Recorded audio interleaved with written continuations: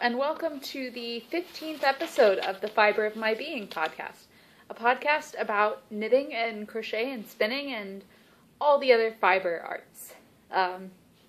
My name is Megan, and I'm the host of this podcast, and you can find me on Ravelry and on Instagram as Fiber of My Being.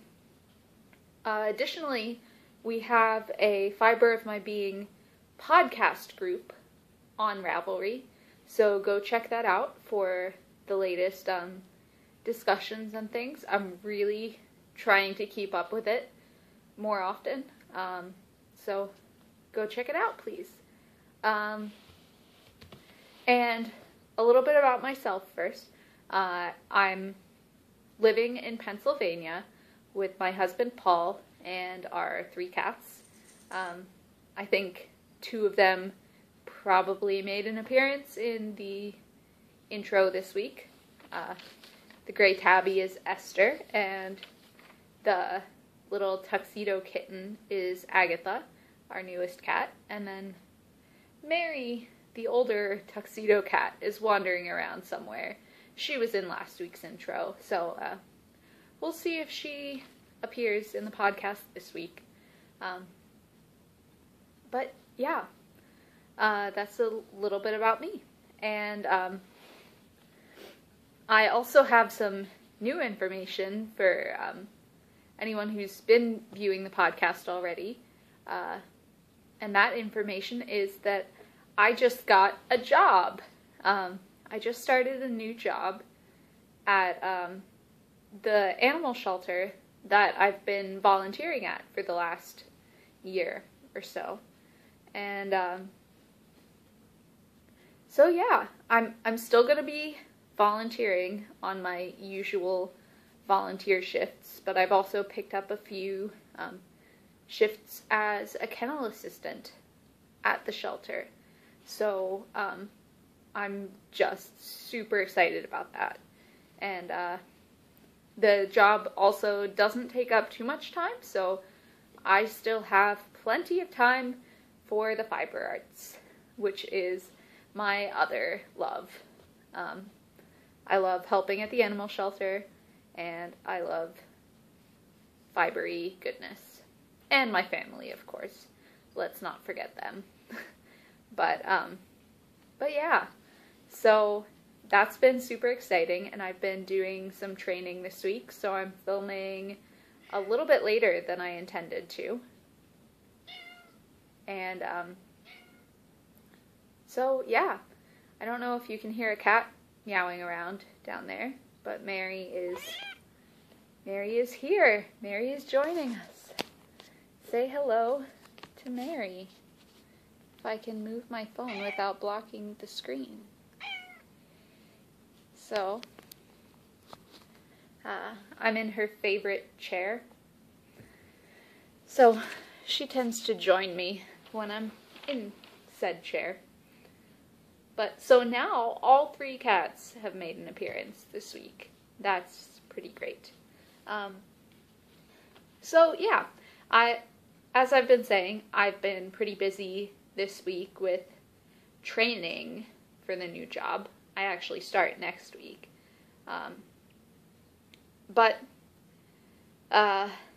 next week things will even out a little bit more, and I will be able to hopefully film this a little bit earlier in the week.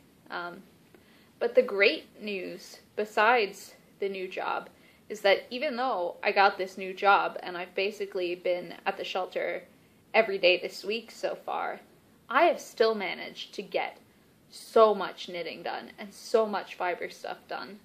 I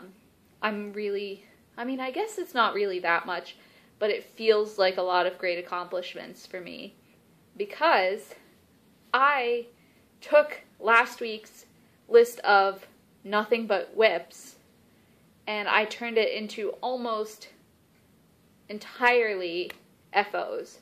So I took all of the projects that I was so close to finishing last week, and I finished all of the ones I was nearly done with. So that's really exciting. And before I move on to those finished objects, on a related FO note, I just watched Katie of Inside Number 23's latest episode, which is actually in 2 parts, and she talks about wanting to free the foes, trying to start wearing her finished objects more often. And I think that's an admirable goal, because I also tend to not wear my finished objects as much as I want to. So I thought I'd mention the one that I've freed from deep storage just today. So this is from my early days of fiber arts interest, and it's actually crochet. This is the, what's it called?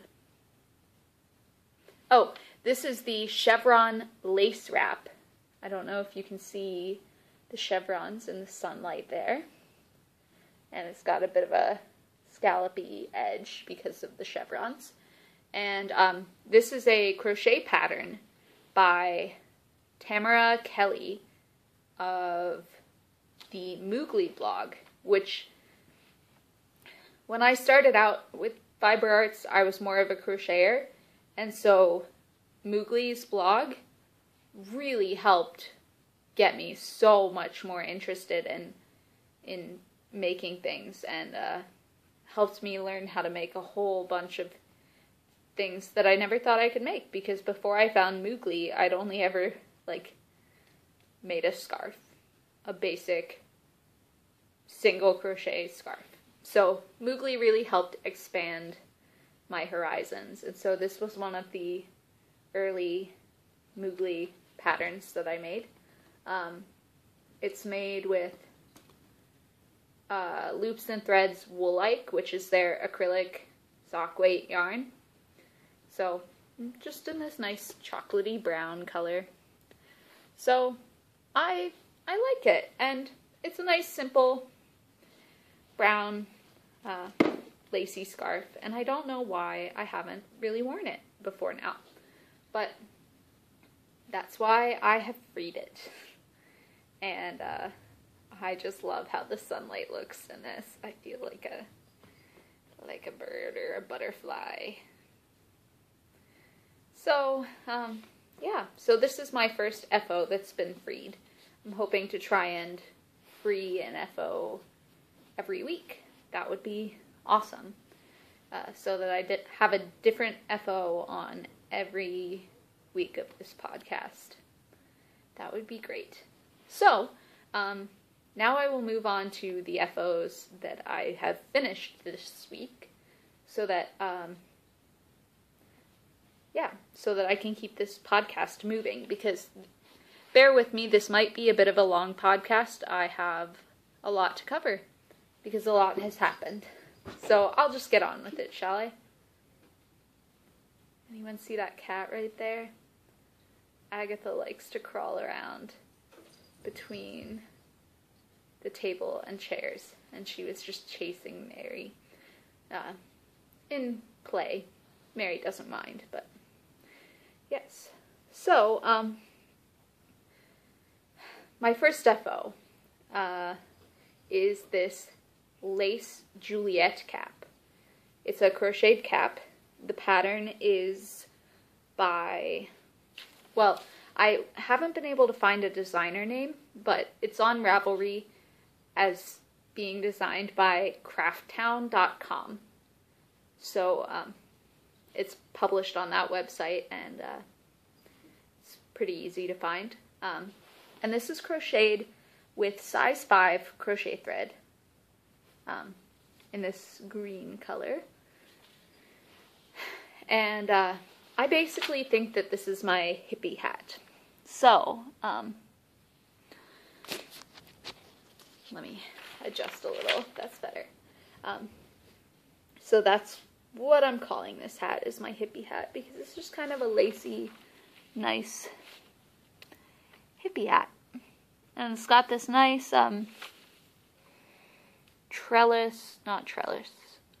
picot mesh stitch in most of the hat. And then I will take it off to show you more detail. Just at the bottom is this nice little twisted reverse single crochet or crab stitch border. And I've also seen a version of this hat where they add a little crochet flower. So I'm contemplating that, but for now, I like it the way it is. And it's really stretchy because when you first look at it, it doesn't really look like it's going to fit on a head very well. But it just stretches and stretches, and it's wonderful. So, the instructions for this pattern say that after you're done crocheting it, you are supposed to boil sugar and water together to make a sugar syrup.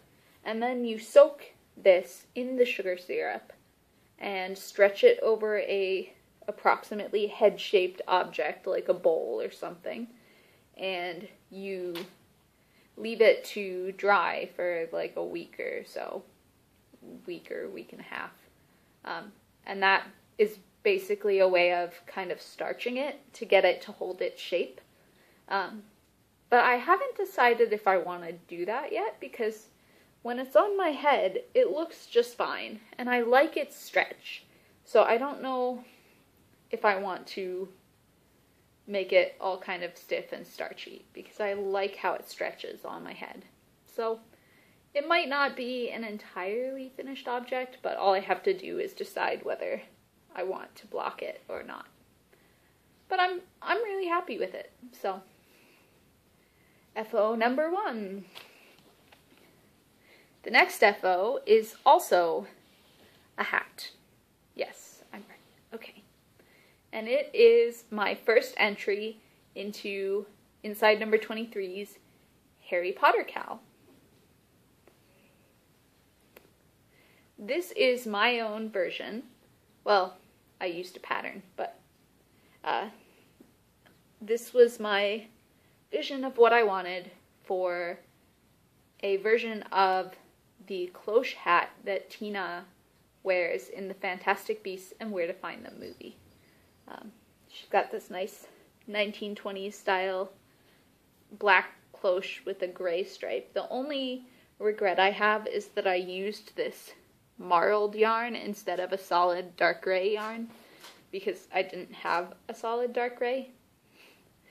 But I think the point still stands. I think it still very much looks like Tina's hat. And so I knitted this out of Patton's worsted wool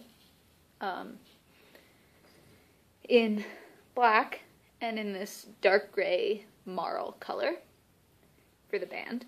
And the pattern that I used to kind of make this hat is the Rigsby cloche pattern by Sarah Sipe.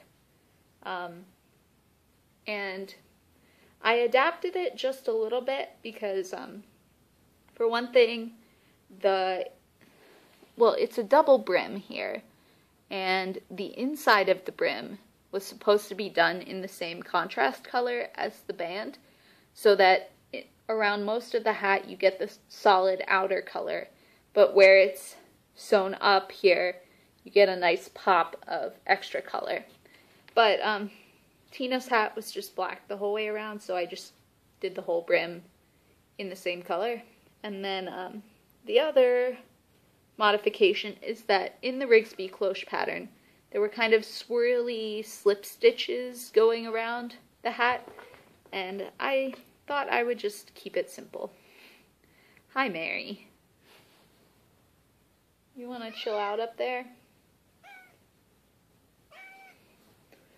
She's such a chatterbox. But anyway, so I just thought I would keep it simple and just do stockinette, because I didn't really need the twisted slip stitch pattern around the hat, because Tina's hat is basically just felted, so it just looks solid and not textured. Which brings me to a good point. I have entered this into the cal because it's done. It looks like Tina's hat, and I wanted to enter into January's cal. But I still might decide to felt this down a little bit. Like, not much, because it fits my head pretty well, but maybe just lightly hand felt it and full it a bit to just make it look a little fuzzier. But I haven't quite decided about that yet. So, Mary's feeling cuddly. Okay, so yeah, that is my second FO, and I could not be happier with it. Ever since I saw Fantastic Beasts, I wanted to make a version of this hat, and then when Katie announced her Harry Potter cal and said that Fantastic Beasts stuff would be welcome in it, I was like, I'm going to do that. So I did. And I'm pretty happy with it. Next up is, surprise, surprise, another hat.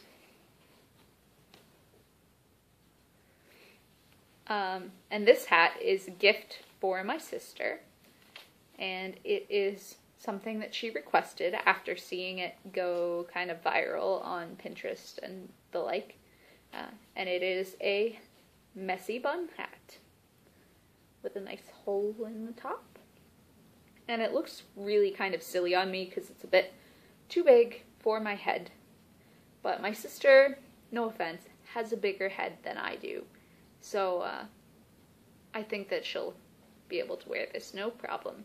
And the pattern I used is It's All About the Messy Bun hat by June Nemeth. And I crocheted this in Lion Brand Landscapes yarn in the Tropics colorway, which is just like, Paul helped me pick this out, and we both just thought it was very much my sister's colors. So, I'll put it on my head, even though it looks kind of silly on me. So she requested this, so I thought I would make it for her. And I'm not dissing the pattern or the hat or anything, because it was a decent pattern. It was really easy to follow and everything. But I like to joke with her that basically this hat is like an unfinished hat because, well, there's a big hole in the top, and it's a hat that requires you to provide your own pom-pom with your hair, which I don't have enough hair. My hair's not thick enough or long enough to make a messy bun that looks good like messy buns are supposed to. My messy bun would just literally look like a mess. So, yeah, so this isn't really my style of hat, but I think it'll look really good on her, and she's gonna really like it. So, this is my unfinished BYO pom-pom hat. FO number 3. Alright, on to FO number 4. I'm calling this an FO because really, I don't have that much left to finish on it. All the knitting is done. It's all just weaving in ends and putting on buttons, which I don't like at all. But I finished my hot water bottle cover. This pattern is from the book The Very Easy Guide to Fair Isle Knitting by Lynn Watterson. And I knit this also in Patton's worsted wool in the white color, which might be called Aran. And then this darker color is actually Mercury. It's like a kind of dark grayish black. Not quite black, because you can see this is their black. So it's a bit more of a pale faded black. So I really like how the colors look together. And I finished up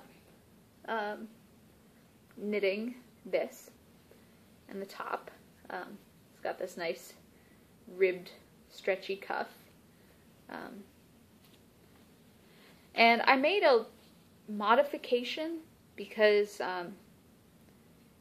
this pattern called for me to make a twisted cord out of the darker color. And I had just made a twisted cord for another project, which I'm going to get to next after this. And I like the look of twisted cords, and I'm glad that I did a twisted cord for the next FO coming up. But I really hate making twisted cords. So I just decided to knit an I-cord for this instead. And so just knit some I-cord, attached some little pom-poms. I just made these right before the podcast. And I have never made pom-poms on a fork before, but I didn't have any smallish pom-poms, and I didn't want to waste too much yarn. So I looked up how to make them on a fork. And that was actually really easy and convenient, and I like how they turned out. So yeah, this is basically an FO. I just have some ends hiding up in the bottom, and then I have to sew some buttons onto the inside of the back band so that they can secure the bottom through these little buttonholes. There's like 5 of them. So I just need to get up the energy to sew some buttons, which I hate just about as much as making twisted cord. So hopefully this will be legitimately done soon. But it's basically done. So I'm calling it an FO. So I'm really happy with this one as well. Mary might be coming up again. She just can't make up her mind. Staying, going.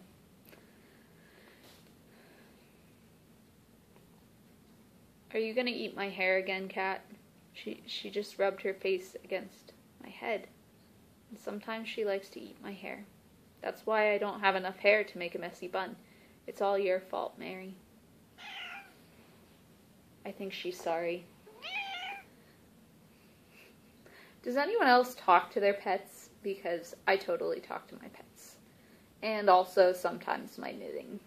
So, sorry for the weirdness, but Mary's a very chatty kitty, so it just feels right to talk to her. So, I will pet her as I talk about my next finished object, which is my finished pinball. This was only like a year and a half in the making. I started this blue side of the pinball pattern like not long after we moved here, and we've been here for a year and a half. So yeah, I started it, and then it languished for a long time, and then as I showed you last week, I managed to finish the blue one and knock out the yellow side really quickly. And last week I had stuffed it and sewn it together.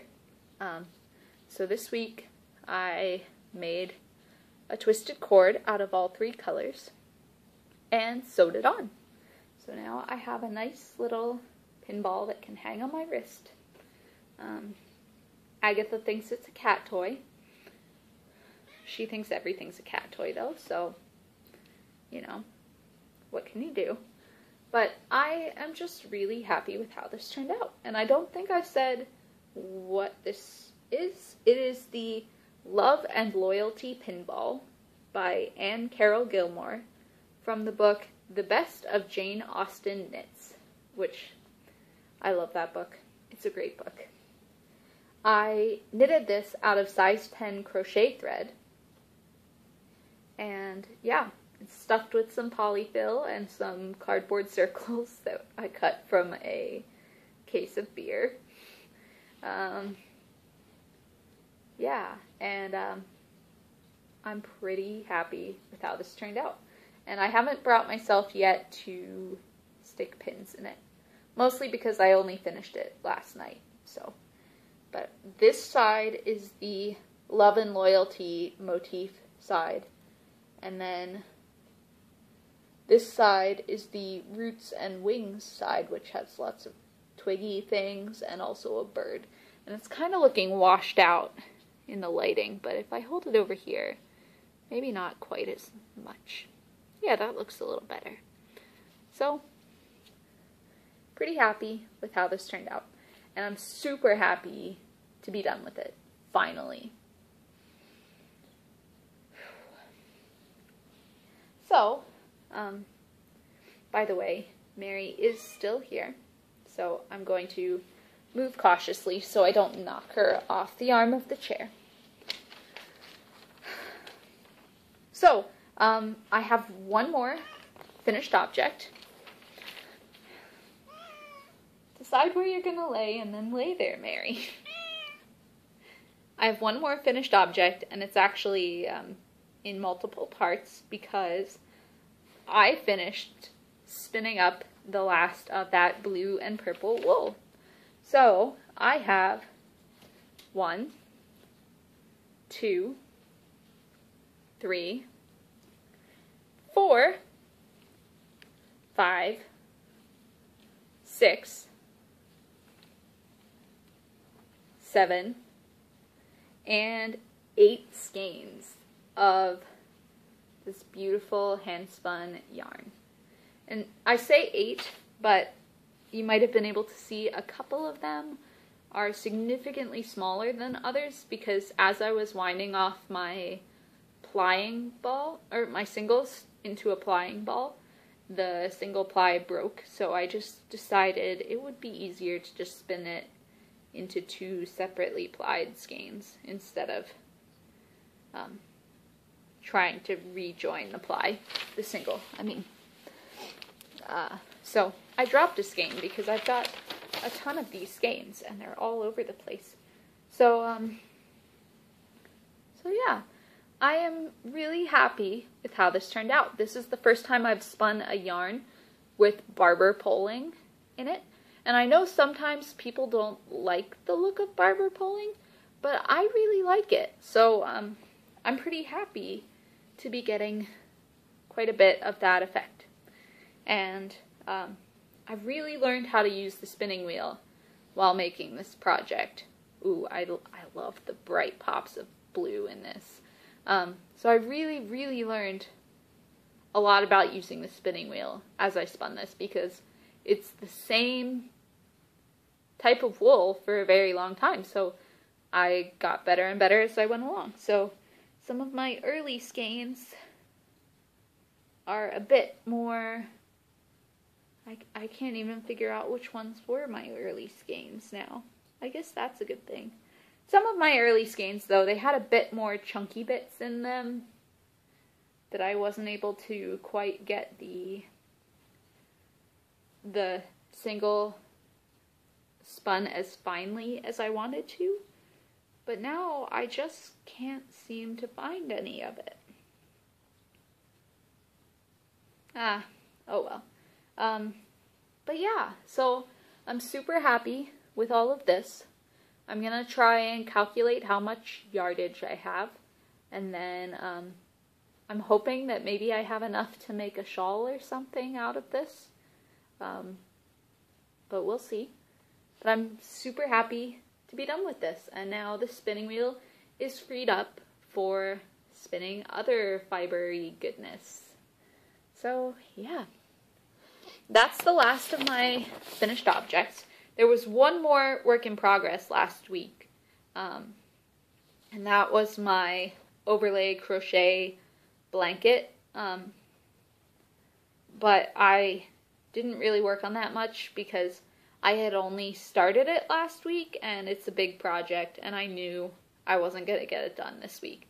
I really wanted to finish all the other whips, so I really whipped those whips into shape this week, and I'm pretty happy about it.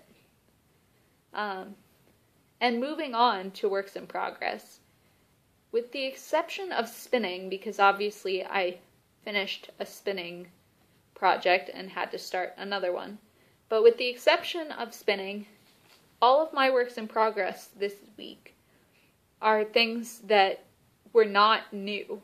I did not cast anything on this week. I just worked on things that I already have on the needles and really need to work on.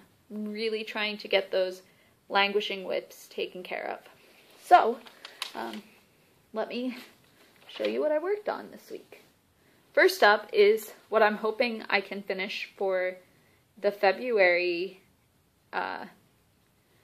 thread of Katie's Harry Potter Cal, and that is a Gryffindor scarf. I'm not very far yet, but I was super excited to actually get to a yellow stripe. And so yeah, this pattern is the Prisoner of Azkaban Gryffindor scarf by Rachel Alexandra. Cat hair. Those cats. Yeah, so patterned by Rachel Alexandra. And I am just knitting this in Red Heart, in like a Gryffindor red and a Gryffindor gold. So yeah, the only modification that I did to this pattern was that I cast on fewer stitches than I called for, so the scarf will end up being a bit narrower when I sew it all together, but still, it's still going to be a pretty wide scarf. I just cast on a few less stitches so I could make it go a little quicker. So, I'm excited to keep working on this, and hopefully I can try to get, like, if I try to at least get a few striped sections done a week, that would be great. So yeah. Next up, this won't look like a lot of progress. Oops, I didn't take my hat out from before. This won't look like a lot of progress, but I am seriously making some progress on this. I have to force myself to knit a few rounds of this every day because the magic loop method is still a bit, like, tiring for me, but these are the socks I am knitting for Paul. The pattern is Vanilla Sock with Gusset and Choice of Heel by Jo Tor, and I'm making, I think the reason I'm making such slow progress is because I'm knitting the gusset increases now, and so I just keep ending up with more and more and more stitches, and it's really kind of tedious for me, so I'm trying to get through the gusset increases, get to the heel, because I think once I get to the heel, I really like knitting heels, and once I'm done with the heel, it should be pretty easy to just go round and round and finish the socks. So, yeah, hopefully at least by next week I can maybe get to the heel. That would be great. And the yarn is Mountain Colors in their Barefoot base, which is a superwash merino and nylon blend. And then the colorway is Pinecone, which I've shown before, but it's got these lovely shades of brown that in different lights almost look like purple and orange, but in my light, they all look like different shades of brown. So yeah. I hope to get to the heel of these this week. That would be great. And I've got that in my Owly project bag. Next up, this ties into stash enhancement a little bit because I went to Joann Fabric the other day to get some interfacing so I can start sewing some more project bags because I have lots of fabric for project bags and I haven't been able to sew any of it because I didn't have the interfacing. So while I was there, we were wandering around. Paul went with me because he knows how dangerous craft stores can be if I go in alone. But I found an item that was on clearance, and it has just revolutionized this aspect of my fiber life. I got a scroll frame for my cross stitching. I enjoy cross stitching, but I've been having a hard time fitting the normal cross stitching cloth into my embroidery hoop. I don't know if it's just a bad hoop or if I'm just doing things wrong, but anyway, I've had a terrible time fitting it into my hoop. So before I got this scroll frame, I was just occasionally holding like the top and bottom of my cloth and trying to cross stitch with my fingers, and yeah, it just didn't work very well. Now this is wonderful. I mean, I haven't quite been able to figure out how to make it tight. It's still a little bit loose, but it's way better than just holding up the cloth with my hands. So I've made some significant progress on this languishing cross-stitch whip. This is a pattern from the book America's Best Loved Hymns, Collection 3. And the hymn in this one is "This is My Father's World," which is actually the hymn that was played and sung at our wedding when I was walking down the aisle. So it's pretty special for Paul and I. So I saw this and I thought, that looks like an awesome cross stitch to try. And so this week I managed to get a ton of this bunny done. I still have to do a little bit of details here in a color that I haven't gotten out yet, but I got a lot of the bunny done. I started on this purple flower, and then I was working on this beehive. And so I'm making progress. It's not the quickest progress, but it's way quicker than before I got this scroll frame. So I'm pretty happy about that. And then my last work in progress, this was the only thing that wasn't started before last week, is a spinning work in progress. So I've been spinning some of my very first ever plant fiber, and I'm super, super excited about this. I have been spinning this, and this is hemp fiber. I ordered it from a shop on Etsy, and I don't have the information about the shop that I ordered it from anymore, unfortunately. But I have been spinning some of this, and I actually have a completed skein right here. So it's a little bit fluffy and fuzzy still, but I'm pretty happy with how this turned out for it being just my first plant fiber ever to spin. I'm pretty happy with it. And it's still on my nitty knotty only because I need to kind of steam it to set the twist, and I haven't gotten around to that yet. But so this is technically an FO, but with spinning I kind of prefer to call it an FO only once all of the fiber has been spun. So yeah, so I still have a bit left here. And so I decided to spin this because it's been in my stash for a while, and it seemed like one of the easier plant fibers in my stash to spin.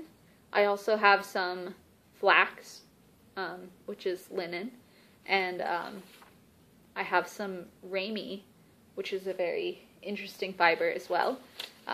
But both of those seemed a little complicated.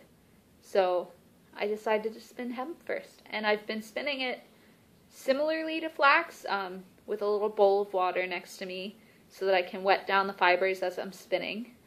It helps keep the little flyaways down a little bit, but it has not worked super well. Sometimes it worked really well and sometimes it didn't. So I've got some flyaways and I've got some really smooth sections of the yarn too. But I'm pretty happy with this for my first ever plant fiber. Pretty happy. So, yeah. That is all of my works in progress. And now I'm going to move on to stash enhancement. And first off, in stash enhancement, I have to throw it back to past Megan because she filmed a segment on something that arrived the day that I was uploading last week's podcast. And I was so excited to open this new arrival that I had to film it first because it was so pretty in its package. So I didn't want to take it out of the package before I filmed it, but I really wanted to take it out of the package. So I'm going to throw back to Megan from the past, and she can tell you more about this exciting stash enhancement. And then I'll see you in a little bit. Hello, this is Megan from the past. I'm filming this the day that I'm actually uploading my previous podcast because I got some exciting mail and I just wanted to share it. And I am all bundled up nice and cozy on our nice comfy couch, and I've got a nice adorable kitten beside me. Agatha is quite sleepy and comfortable. And so we're just here to talk about exciting owl post, I guess. It feels like it really can be owl post because it came from the UK. I've told you about this already, that for my birthday I ordered some Rollags from a UK spinner. And I seem to have misplaced my card. There we go, it fell on the couch. So just today, while I'm working on uploading my other podcast, I got the package from the UK. And so I'll show you the lovely card I ordered from Fellview Fibers. She has some gorgeous Rollags and some gradient bat sets and some luxury fiber roving and stuff. But it's the Rollags that really caught my eye. So that's what I ordered. And I just had to show you this. I had to film this in the past for future me, who will be filming the next podcast in the future, because these packages are just so pretty, and I don't want to open them before I show them to you, but also I really want to open them. So I'm gonna film this now, and then I can open them and have a great time feeling them. And so I ordered 2 different packs of Rollags. I've never spun with Rollags before, so I'm really excited about it. And the first one that I ordered is Shetland. These are 4 shades of Shetland Rollags. There's a lot of glare, but hopefully you can see there. 4 shades of Shetland Rollags. So these are all natural colors that are found on different types of Shetland sheep. And Shetland is like it's like the top of my list for fibers I most want to work with. I've read lots of books about different sheep fleeces, and Shetland is the one that most intrigues me, and that, like, if I could have any flock of sheep in my backyard, which I can't, I would have Shetland, because I really like the breed. So I'm super excited that I've gotten these Rollags with 4 different shades of Shetland wool. So there's black, and then I believe the brown is called Morit. I could be pronouncing that wrong. Please correct me if I am. And then the gray, and then white as well. So now that I've shown you how beautiful it is in this package, all 100 grams of these Shetland Rollags, I'm going to crinkle so that I can open these up and show you one out of the package, and also so that I can feel it. So let's do this, shall we? Oh my gosh. So Shetland is not the softest of fibers, but it's still a relatively fine micron count, generally speaking. So this feels nice. It might not be for like next to skin, but it could be some sort of next to skin thing. I would imagine, just not like the really sensitive areas. And it's just gorgeous. This black fades into the brown, the morit, and then the gray, and then the white. And I've got, I think maybe 8 or so of these in that pack, 100 grams of Rollags. And I just could not be happier with this. This is just fantastic.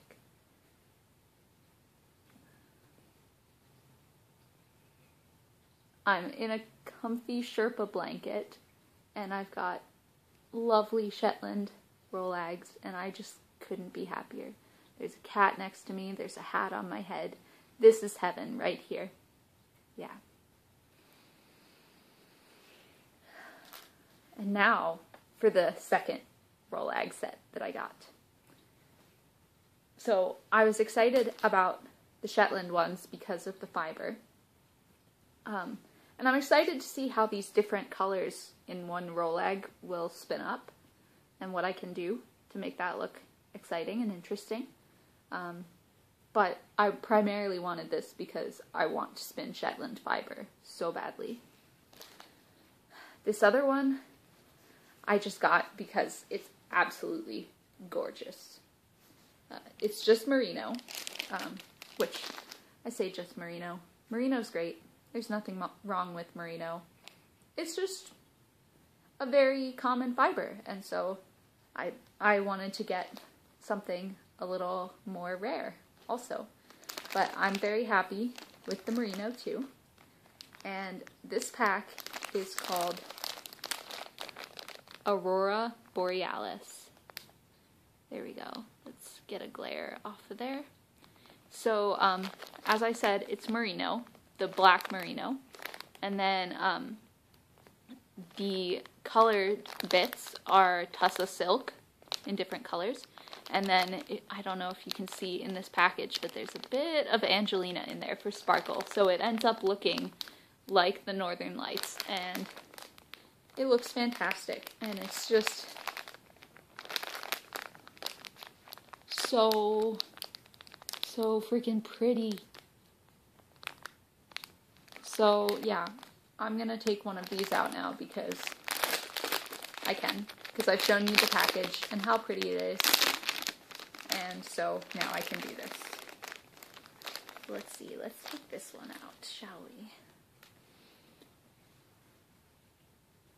So it's got, Agatha's investigating my Rollags too. She's excited about them.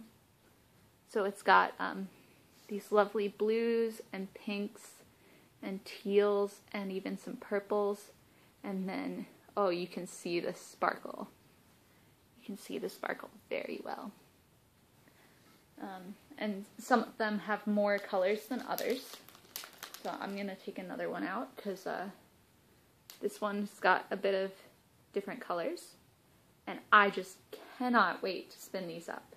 I'm probably going to spin these Aurora Borealis Rollags first because I'm more familiar with spinning merino fiber. So I can work my way up to the Shetland because I'm not 100% sure how easy it will be to spin. But I just could not be happier about these Rollags. And I'm really happy that I decided to film this for future me, because future me is going to thank current, present, past me for filming this so that I can feel these Rolags and get them out of the package and just hopefully spin them soon. So,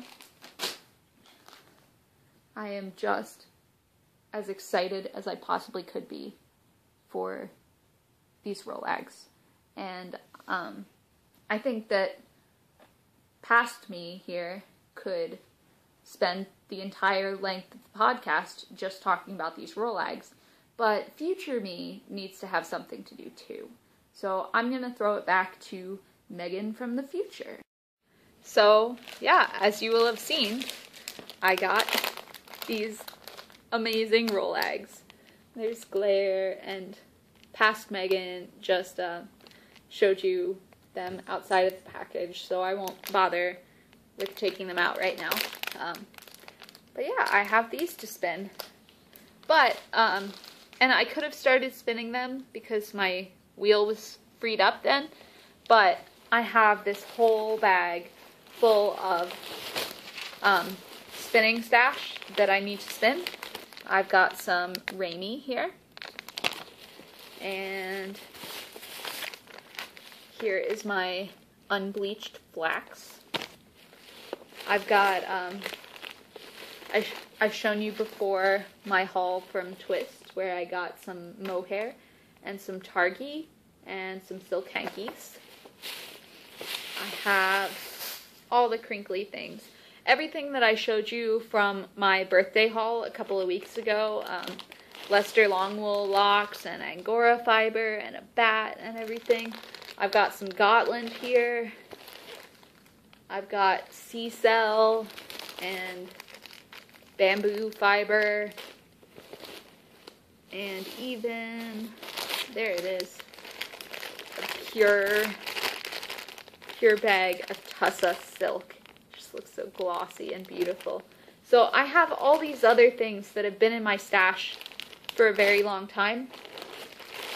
So I feel like I should spin some of those before I move on to those beautiful, beautiful Rolags. And it's just kind of incentive for me to spin faster so that I can get to these wonderful Rolags sooner. So there's that. I dropped my show notes on the floor. Alright, so on to my next part of stash enhancement. Like I said, we went to Joann, and I got that scroll frame, which was great. And I also got some bright green, I would call this Aida cloth, but I really don't know if that's how you pronounce it. Aida or Ada. But I got some bright green. It's called Grasshopper. It's on super clearance. I guess they're discontinuing this color because I guess people don't like cross-stitching on bright green cloth. But I thought I'll cross-stitch something on this at some point. I think that would be really cool. So I got that, and I got a big pile of interfacing to sew some more bags, and then I'm gonna have some crinkling here, so I apologize. But I got some fabrics, and I'm really excited about what these are for. So I got some fleece, just some blizzard fleece in this nice sea foamy type color. And then I got some quilter's cotton in this bird print with flowers all over it. And I got some flannel in this adorable kitty print because I couldn't turn down kitty prints. I mean, come on. And so I debated about talking about this project on the podcast, but I decided I should because I'm really excited about it, and yeah, I think it would be good to get the word out about it too. So I got these fabrics so that I can try to make some reusable cloth pads. There's videos all over the internet about how to make them, and so I decided to get some fabric and try and sew some. And so the quilter's cotton is for the top, and then the fleece is the kind of water resistant layer for the bottom, and then the flannel will form several layers of core for absorption. And so I also got a little snap kit for the closures for the pads. So I'm really excited to try and make these. I always like to try and do things that will be a little better for the environment. So now that I'm getting more into sewing, I thought this would be a great thing to try. And so I will keep you updated on my progress with the cloth pads. And I thought I would start them yesterday, but I realized that unlike the fabric for my project bags, I really should pre-wash the fabric for the pads because, well, they are things that will need to be washed. So, and then I was doing research and reading about how I should really run a zigzag stitch along the edge of the fabric before I pre-wash it so it doesn't unravel everywhere and get all tangled up. So I decided to wait so I can do that when I'm a little less tired because I was really tired yesterday. And then I also got a zipper and a couple more fat quarters because I decided I had these two fat quarters, which I love these prints together, and I realized I didn't have a zipper to go with them for a project bag, so I got this lovely gold one, and I decided I wanted to try and make a bigger bag for this, so I got this ferny sort of print to go on the inside as the lining. So that's my Joann fabric haul. And then I also had a very exciting time a week ago today. I'm filming this on Thursday, and on Thursdays there is a store open in nearby places called Scraps and Skeins, and it's I don't know how to describe it. People donate things that they're not using anymore, bits of fabric and full or partial skeins of yarn. It's a great kind of place to go if you want to de-stash, give away your yarns and things. And so it was a really, really cool place. So they sell, every Thursday, they sell the things that they've been given at way reduced prices. It's like a thrift store for crafty goodness. And so I've been meaning to go to this store for a long time. People have been telling me about it ever since we moved here a year and a half ago. And I always forget until it's like Friday or Saturday. And then I'm like, oh, well, I'll go next week. And then I forget until Friday or Saturday again. So since I've been bullet journaling recently, I wrote it in my bullet journal. And that got me to the store. So bullet journal saves the day. So I'm going to put my show notes up here so I can grab my bag o' haul from Scraps and Skeins, because it's a big one. This bag actually came from Scraps and Skeins as well, because I went there and as I was piling more and more stuff into my arms, I was like, yeah, I'm going to need something to carry all of this in. So I bought this bag. It's like an Light bag, but it's got this really nice pocket on the front. It's a really sturdy, nice bag. So I thought that was pretty cool. Alright, so now let's talk about what's inside the bag. So first off, I got, I don't even know how many yards. 1 yard possibly? Or 1 1/4. No, this is 1 yard of linen fabric in this beautiful kind of tealy color. And then I got some quilter's cotton 1¼ yards in this kind of plaid pattern. And I kind of think these would go well together. Even though the linen's a bit more dull and the plaid's a little bit brighter, I think that they would complement each other nicely for like a bag or something. And then I got a couple skeins of a yarn I've never heard of before. It looks pretty old. It's called Linspun, and it's 80% acrylic and 20% linen. So I've never heard of an acrylic linen blend before, so I was just a little intrigued. Thought maybe I could make some sort of like market bag out of this or something. So excited to try that out. Let's see.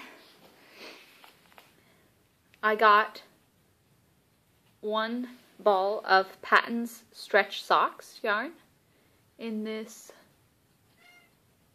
kelp colorway, is what it's called. And it's like a cotton, wool, nylon, and elastic blend. And there was only one ball of this, so only 50 grams. But I thought, since it's a cotton blend anyway, I thought I could just make some like summer shorty socks out of it and see how that goes. You okay, Mary?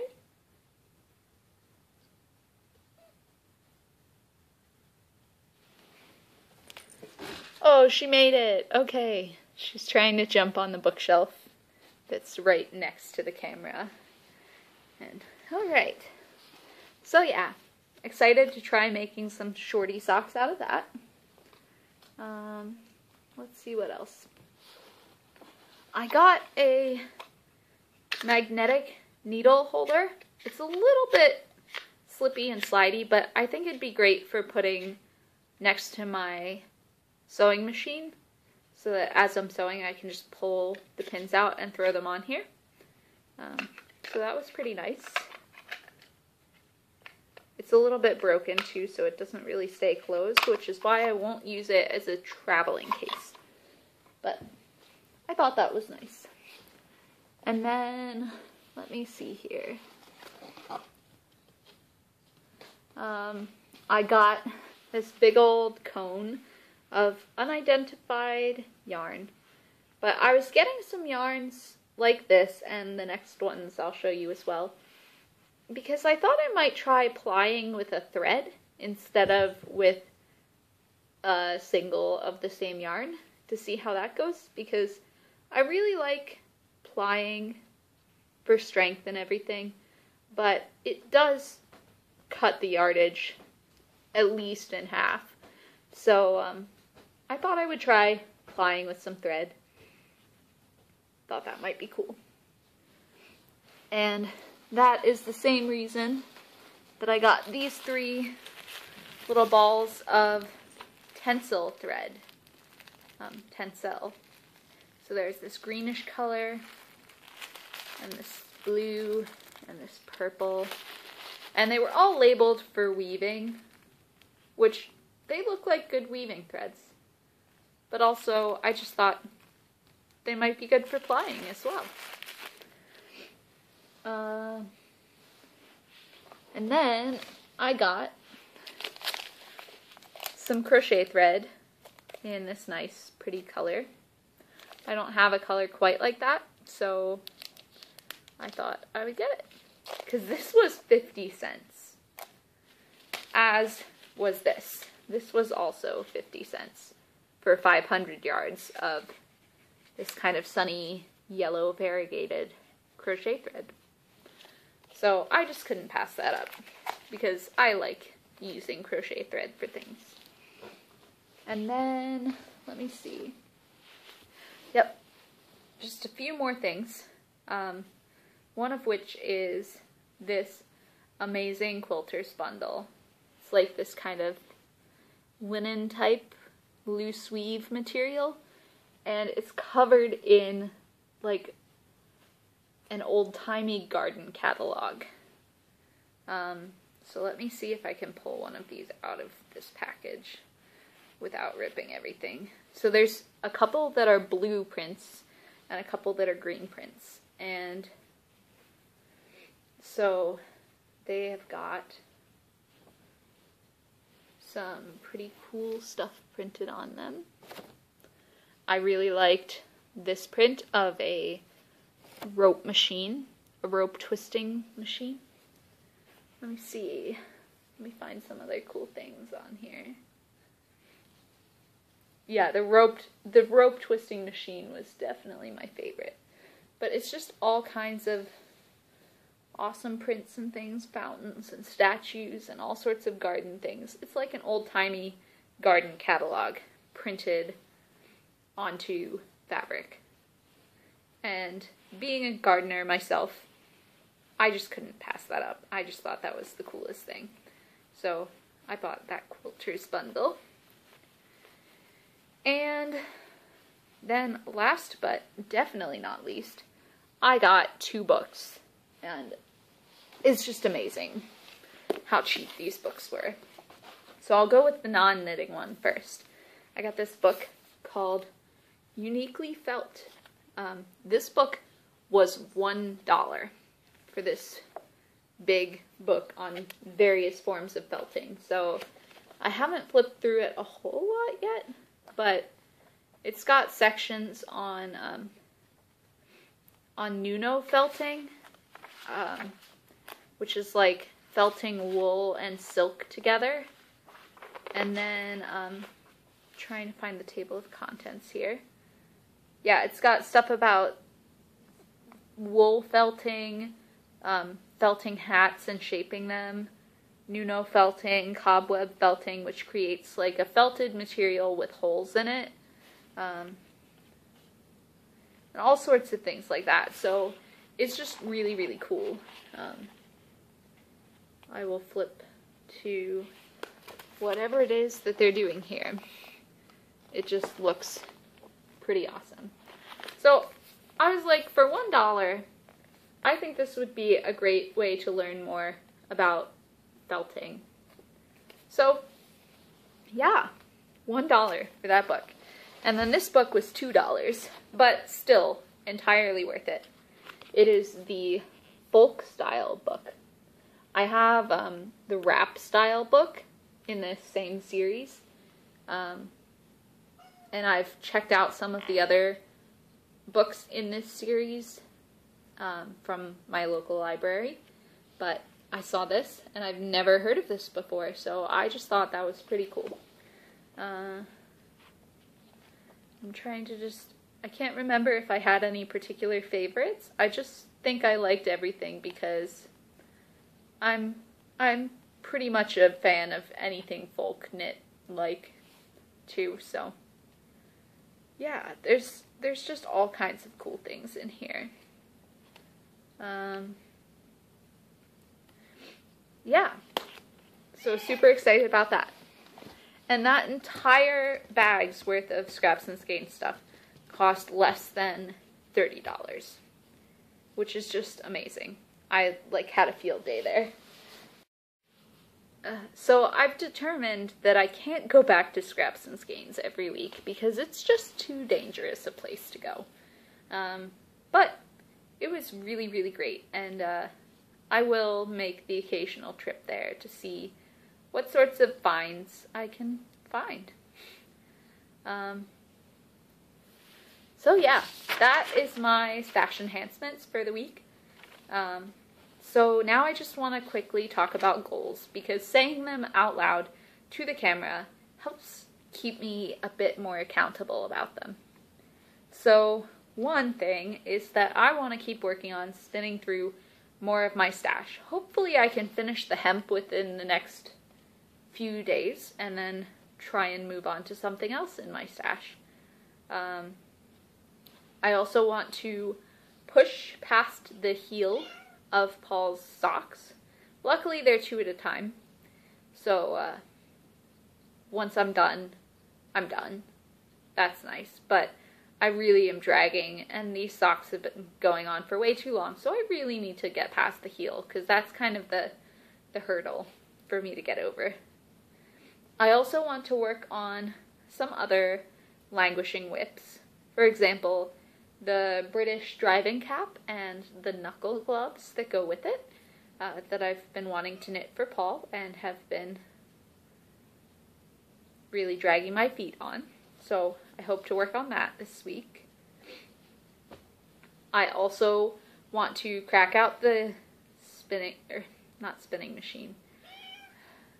machine again, so that I can start trying to sew some more project bags and hopefully some cloth pads too. And then I also want to finish up dyeing my yarn for my Newt Scamander from Fantastic Beasts style Gryffindor scarf. So he wears that lovely, like, kind of tonal faded Hufflepuff scarf in Fantastic Beasts. And so I wanted to try and dye some yarns in Gryffindor colors, because I am a Gryffindor, so that I could knit that scarf in my own house colors.